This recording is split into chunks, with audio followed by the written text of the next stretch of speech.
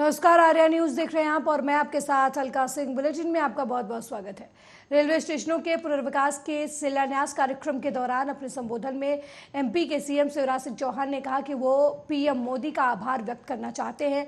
उन्होंने कहा कि मोदी जी के नेतृत्व में विकास की एक नई गंगा बह रही है।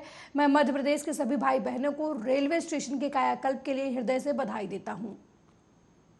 मित्रों, प्रधानमंत्री जी के नेतृत्व में एक तरफ जहां इंफ्रा के निर्माण का काम हो रहा है, विकास के काम हो रहे हैं, वहीं डबल इंजन की सरकार दिल्ली में प्रधानमंत्री श्रीमान नरेंद्र मोदी जी के आशीर्वाद से दिल्ली से हमें पूरा सहयोग मिल रहा है और इसलिए आज इतने रेलवे स्टेशनों का एक साथ कायाकल्प हो रहा है। ये कार्यक्रम केवल भोपाल में नहीं हो रहा, सभी रेलवे स्टेशन जिनका कायाकल्प होने वाला है उन सभी रेलवे स्टेशनों पर आज ये कार्यक्रम संपन्न हो रहा है। मैं मध्य प्रदेश के सभी रेलवे स्टेशन पर बैठे हुए भाइयों और बहनों को अपने अपने शहर के रेलवे स्टेशन के कायाकल्प के लिए हृदय से बधाई देता हूं और प्रधानमंत्री श्रीमान नरेंद्र मोदी जी को मैं धन्यवाद देता हूं कि उनके नेतृत्व में विकास की नई गंगा बह रही है। एक बार आप भी तालियां बजा के अपने प्रधानमंत्री जी का अभिनंदन कीजिए, रेल मंत्री श्रीमान अश्विनी वैष्णव जी का अभिनंदन कीजिए और विदिशा को जो सौगात मिली है उसके लिए मैं आपको बधाई देता हूं। मित्रों, कांग्रेस नेता कमलनाथ बागेश्वर बाबा धीरेन्द्र शास्त्री से आशीर्वाद लेने पहुंचे। छिंदवाड़ा में धीरेन्द्र शास्त्री का दरबार लगा हुआ है, जहां कमलनाथ ने बाबा से मुलाकात की। वहीं कमलनाथ ने बाबा की जमकर इस दौरान तारीफ भी की।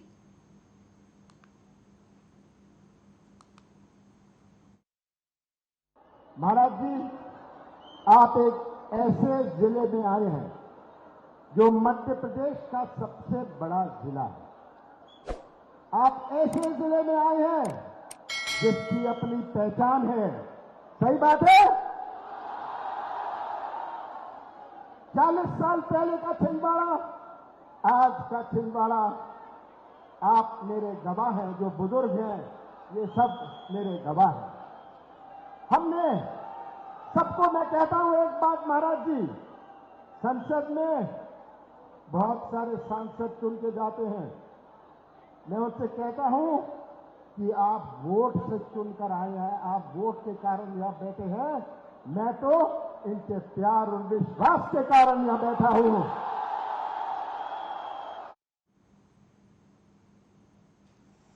वहीं पूर्व सीएम कमलनाथ ने वर्तमान सीएम शिवराज सिंह चौहान पर बड़ा हमला किया है। सीएम शिवराज पर हमला बोलते हुए पूर्व सीएम ने कहा कि अगले 4 महीने में बड़ा खुलासा करूंगा। और क्या कुछ उन्होंने कहा, आप भी सुनिए।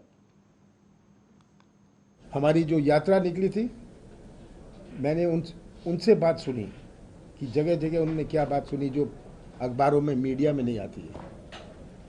ये आज सब चीज़ों का खुलासा हो रहा है और मुझे इस बात का पूरा यकीन है कि अगले 4 महीनों में बहुत सारी और चीज़ों का खुलासा होने वाला है।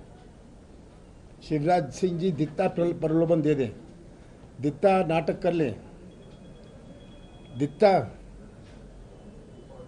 वो झूठी घोषणाएं कर लें, आम जनता समझ गई है कि 4 महीने पहले ही इनको ये सब सूझता है।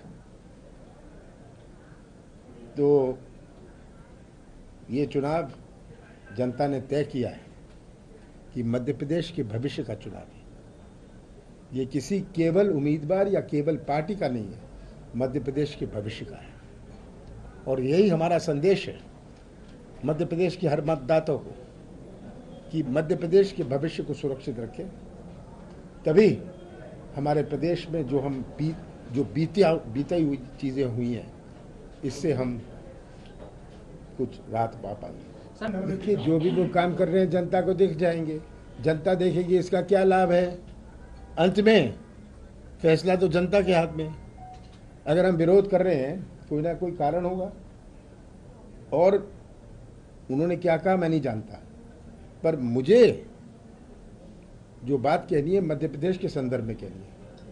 आज मणिपुर की बात क्यों नहीं होती? मणिपुर में क्या हो रहा है आज? रोज आपके पास पूरी आर्मी, आपके पास पूरी सीआरपी, आपके पास पूरी सीआईएसएफ, आपकी गवर्नमेंट, आपकी गवर्नर, बचा क्या? आप तो वो बात कह रहे हैं जो मीडिया में आ गई। कितनी सारी अत्याचार, कितनी सारी गोलियां चली हैं जो अखबारों में नहीं आई। इसका आप जानकारी लीजिए। जो भोपाल के आपके अखबार और आपके लेवल का जो मीडिया है, हाई लेवल मीडिया है आपका, यहाँ जो है, जो स्थानीय मीडिया है, उनसे आप पता चलाइए क्या हालात है। सर, आपने कहा कि बढ़े हुए बिजली के जो बिल हैं वो वसूली स्थगित की जाएगी। देखिए, ये तो सब कुछ कहेंगे, ऐसी कोई चीज नहीं है वो जिसको नहीं कहेंगे। आपको कहलवाना क्या है? आप बताइए, मैं बोल दूंगा हम ये करने जा रहे हैं, उसकी घोषणा कर देंगे। बात के लिए सजाइए। मारपीट के मामले में बिजली कर्मचारी संग मारपीट की 2 साल की सजा। ये बात कोर्ट ने करी है, कोर्ट ने सजा दी है। मारपीट और हिंसा का विषय है। इसकी राहुल गांधी जी की बात से तो, केस से तो तुलना नहीं करी जाती। केस ही अलग है। देखिए, इनकी नीयत और नीति साफ है। अब सुप्रीम कोर्ट ने कह दिया, बड़े स्पष्ट लफ्जों में कह दिया, किसी को खुशामद करने की जरूरत है लोकसभा सेक्रेटेरिएट पर। अगर लोकसभा का सेक्रेटेरिएट ऐसा बन गया है, मैंने तो लगभग 40 साल काटे हैं लोकसभा में, मैं संसदीय कार्य मंत्री रहा हूँ, मेरा तो उनसे हर दिन संपर्क रहता था। पर अगर लोकसभा सेक्रेटेरिएट का भी ऐसा है, उनको तो जब सुप्रीम कोर्ट का ऑर्डर आया उनको खुद करनी थी, कोई आवेदन लगाने की आवश्यकता है। सर, आज भी 3 अलग-अलग क्षेत्र के नेता शामिल हो रहे हैं भारतीय कांग्रेस में, आने वाले समय में भी और नेता शामिल होंगे। देखिए, ये बहुत सारे शामिल होने को तैयार हैं और मैं एक ही शर्त रखता हूँ कि हमारे स्थानीय नेता जो हैं वो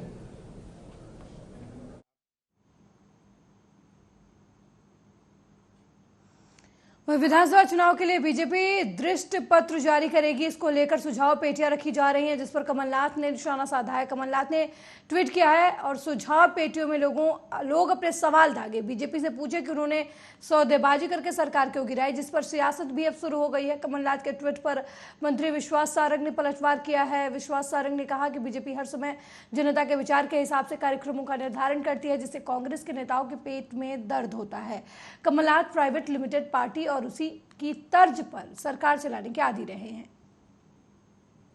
तो अच्छी बात है कि कांग्रेस के मंत्री ही अब केजरीवाल की कलई खोल रहे हैं। हम तो पहले से कहते आए हैं कि केजरीवाल का कहना कुछ है और करना कुछ है।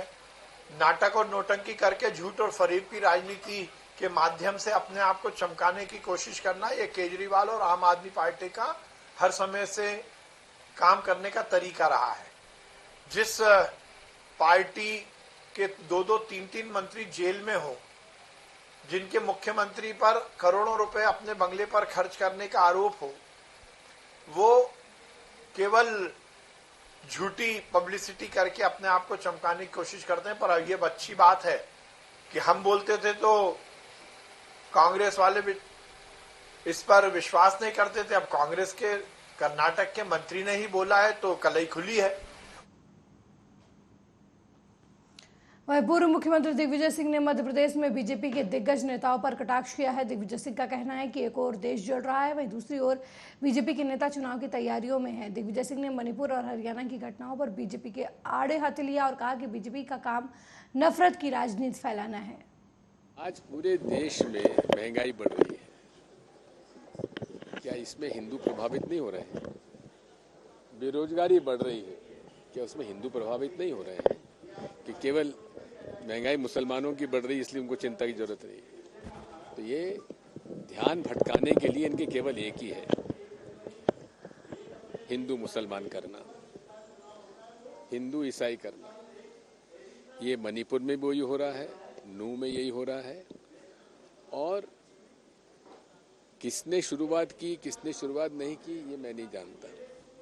लेकिन सुप्रीम कोर्ट का डायरेक्टिव है कि धार्मिक आयोजनों में किसी का हो, चाहे हिंदू का हो चाहे मुसलमान का हो, हथियार लेकर उन्हें चलने की इजाजत नहीं देना चाहिए।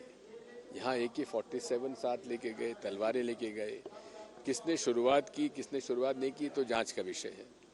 लेकिन ये समय हमारा सभी लोगों से प्रार्थना है, शांति बनाए रखिए। कहीं कोई गलती होती है, उसको प्रशासन पर भरोसा करिए। वहीं अमृत भारत योजना के तहत विदिशा रेलवे स्टेशन का पुनर्विकास कर स्टेशन की तस्वीर बदलने की तैयारी है। इसके तहत करोड़ों के विकास कार्य होने हैं और इन कार्यों की शिलान्यास प्रधानमंत्री नरेंद्र मोदी द्वारा रविवार को वर्चुअल कार्यक्रम के माध्यम से किया जाएगा। यहां रेलवे स्टेशन पर प्रदेश के मुख्यमंत्री शिवराज सिंह चौहान अतिथि रहेंगे। योजना की तैयारी हो चुकी है। रेलवे स्टेशन में LED भी लगाई गई और प्रधानमंत्री मोदी ने 508 रेलवे स्टेशनों के पुनर्विकास का शिलान्यास भी किया। कटारिया, वरिष्ठ वाणिज्य प्रबंधक भोपाल। इस शिलान्यास कार्यक्रम के तहत आज 13 बजे से हम लोगों ने प्लेटफॉर्म नंबर 1 की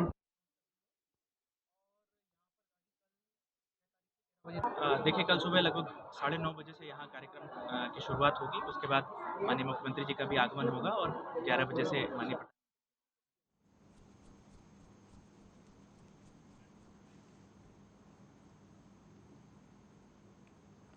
वहीं चुनाव के ठीक पहले भारतीय जनता पार्टी को बड़ा झटका लगा है। उमा भारती के समर्थक रहे अवधेश नायक पूर्व मुख्यमंत्री और कांग्रेस अध्यक्ष कमलनाथ की मौजूदगी में कांग्रेस में शामिल होने जा रहे हैं। इसके लिए वो भोपाल के लिए रवाना भी हो गए हैं। अवधेश नायक 250 गाड़ियों के काफिले के साथ शक्ति प्रदर्शन करते हुए दतिया से भोपाल के लिए रवाना हुए।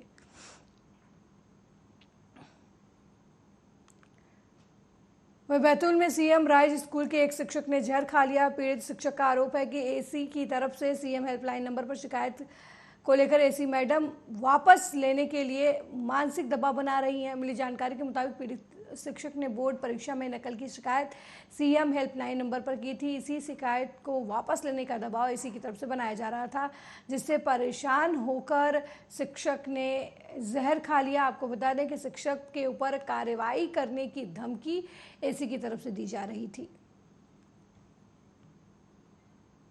सीएम राइज स्कूल शाहपुर में हूँ और पूर्व में मैं बागला ढाना में था। तो उस समय 10वीं की परीक्षा में नकल हो रही थी, इस प्रकार की शिकायत हुई थी शुरू के 2 पेपर में। तो जिस नंबर से शिकायत हुई थी उस नंबर की डिटेल निकाली थी और उसके साथ दूसरे और 2 नंबरों की उसकी शिकायत की थी मैंने। कौन ने डिटेल निकाला था और किसकी शिकायत की थी? शैलेश सरों ने, संकुल प्राचार्य तारा। तो उसकी शिकायत मैंने की थी AC महोदय के पास विभागीय कार्रवाई के लिए, और विभागीय कार्रवाई नहीं हुई तो मैंने CM हेल्पलाइन पे की थी कंप्लेन। तो AC मैडम बोले कंप्लेन वापस ले लो, तुम भी शिकायत कर रहे हो, आचार संहिता का उल्लंघन है, मैं तुम्हारे विरुद्ध कार्रवाई करूँगी, शिकायत वापस नहीं लूँगी थी। तो जहर खाने की क्या वजह थी, क्यों खा लिया आपने? भाई बोले तुम्हारे विरुद्ध अनुशासनात्मक कार्रवाई की जाएगी जबरन।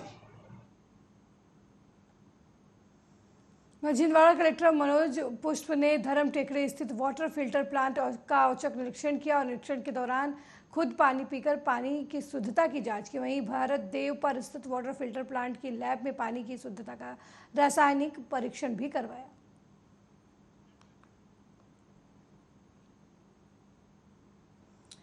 जेल परिसर के पास मैदान पर 9 अगस्त से पार्थिव शिवलिंग निर्माण शुरू होना है। कलेक्टर संदीप माकिन और पुलिस अधीक्षक प्रदीप शर्मा स्थिति का जायजा लेने आयोजन स्थल पहुंचे, जहां कार्यक्रम स्थल पर लोगों के आने जाने के रूट निर्धारित करने, पार्किंग व्यवस्था देखने को लेकर SP और कलेक्टर ने बिजली कंपनी के अधिकारियों को बारिश के मौसम में विशेष सतर्कता बरतने के निर्देश दिए।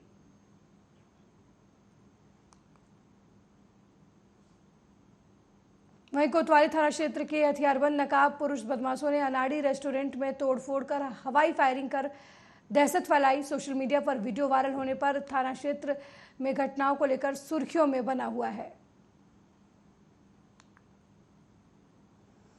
वहीं सीहोर के इछावर में तहसील के ग्राम मुंडला में शासकीय उचित मूल्य की दुकान पर सेल्समैन और सरपंच कैलाश पटेल ने राशन लेने आए बुजुर्ग व्यक्ति के साथ मारपीट की। घटना के बाद पीड़ित इछावर थाना पहुंचा। आरोपियों के खिलाफ अलग अलग धाराओं में मामला दर्ज किया गया। पीड़ित मांगी लाल का कहना है कि सुबह लगभग 10 बजे वो राशन लेने के लिए गए थे तो सरपंच गाली गलौज करने लगे, साथ ही जाति सूचक शब्द भी बोले और उनके साथ मारपीट की। सुबह गए थे सोसाइटी में ग्राम मुंडला में गेहूँ लेने, तो वहाँ पर क्या पिछले महीने का इनको अनाज नहीं दिया था। ये सुबह गए तो जैसे अंदर गए, सरपंच के घर में अनाज बंटता है अंदर, तो जैसे ये अंदर गए तो वहाँ पर उन्होंने गाली गुप्ता करा और उसका लड़का आया प्रवीण और कैलाश पटेल, दोनों पापा को मारने लग गए। पापा ने यही बोला था कि मेरे को जुलाई के महीने का सामान नहीं दिया है, और अगस्त के महीने में गए थे 4 तारीख को आज सुबह 10:30 बजे, तो इन्होंने बोला दोनों महीने का सामान दे दो मैंने, तो वो इतने में मारने लग गए। वो और गांव में किसी को भी जुलाई के महीने का सामान नहीं दिया है, इन्होंने बांटा ही नहीं है। और दूसरी जगह जब अगर लोग जाते हैं ना जुलाई के महीने का सामान लेने के लिए, तो वह मशीन पर चेक करते हैं अंगूठा लगा के, तो ये बोलते हैं कि तुम्हारा सामान निकल गया, तुम्हें सामान दे दिया गया, ऐसा बता रहा है। वो मेरे पापा को नाक में से खून वगैरह निकाल दिया था, सर में भी। अरे साहब, मैं राशन का सामान लेने के लिए गया था, तो गेट से अंदर गया तो कैलाश पटेल बोला कोई राशन नहीं देना इसको, यहाँ से 2-4 लट मारो और भगाओ। उसके बाद में परवीन आया, वो मारपीट करने लग गए मेरे साथ। अच्छा, क्या लेने गए थे वहाँ? राशन लेने गया साहब। राशन की दुकान क्या उसके घर पे? जी सर। अच्छा, वो काहे के लिए मारपीट करने लगा आपके साथ? वो इसी के लिए मारपीट करने लगा कि ये होने ही नहीं गए, कहीं से भी लाए सामान। अच्छा, कब से नहीं मिल रहा आपको राशन? 2 महीने हो गए साहब, जुलाई का भी नहीं मिला और ये अगस्त का भी। अच्छा। अरे साहब, राजधानी भोपाल में छोला थाना क्षेत्र में दिन दहाड़े महिला की हत्या करने का मामला सामने आया है। शनिवार की दोपहर में एक पुरुष और एक महिला ने मिलकर इस घटना को अंजाम दिया। महिला के शरीर पर कई बार चाकू के वार किए गए हैं। दिन दहाड़े वारदात होने से पुलिस विभाग में हड़कंप मचा है। मामले की सूचना मिलते ही पुलिस ने जांच शुरू कर दी है।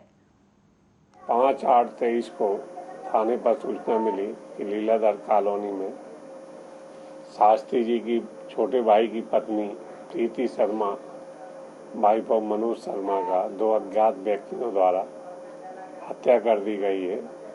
वो व्यक्ति सलवार कुर्ता मुंह बांधे हुए थे, आंखों में चश्मा था, सफेद जूता और ग्लव्स पहने हुए थे। अंदर दूसरे मंजिल पे अंदर कमरे में जाकर प्रीति शर्मा की चाकू मारकर, छुरी मारकर हत्या कर दी गई।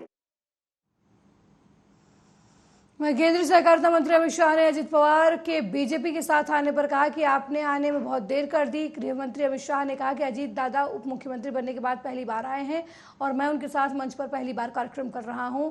उनसे कहना चाहूंगा कि दादा आप बहुत समय बाद आए हैं, सही जगह पर बैठे, ये जगह सही थी लेकिन आपने बहुत देर कर दी। सबसे पहले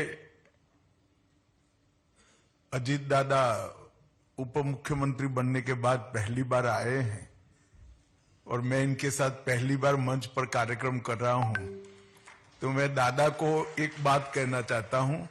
दादा, बहुत समय के बाद आप सही जगह पर बैठे हो। यही जगह सही थी मगर बहुत देर कर दी आपने। मित्रों, आज महाराष्ट्र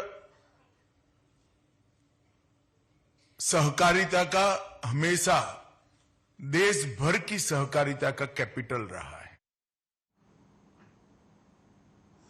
वहीं उद्धव ठाकरे गुट के सांसद संजय राउत ने बीजेपी सरकार पर जमकर हमला किया है। सरकार पर हमला बोलते हुए उन्होंने कहा कि राहुल गांधी से सरकार डर गई है। सूरत कोर्ट ने जो राहुल गांधी को सजा सुनाई थी उसके 24 घंटे में बिना किसी देरी के लोकसभा अध्यक्ष ने राहुल गांधी को अयोग्य घोषित कर दिया था। सुप्रीम कोर्ट ने निचली अदालत के फैसले पर रोक लगाते हुए कड़ी टिप्पणी की थी, लेकिन अभी भी उनकी सदस्यता बहाल नहीं हुई है। हमारी इंडिया का दल कल मिलकर आगे की रणनीति को तय करेगा। राहुल गांधी से सरकार डर गई है। सूरत की न्यायालय ने जो फैसला सुनाया राहुल जी के खिलाफ 2 साल की सजा सुनाई मैक्सिमम, उसके बाद 24 घंटे में बिना विलंब लोकसभा अध्यक्ष ने राहुल जी को डिस्क्वालीफाई कर दिया लोकसभा से। कोई जरूरत नहीं थी ये जल्दबाजी, उनको घर से निकाल दिया।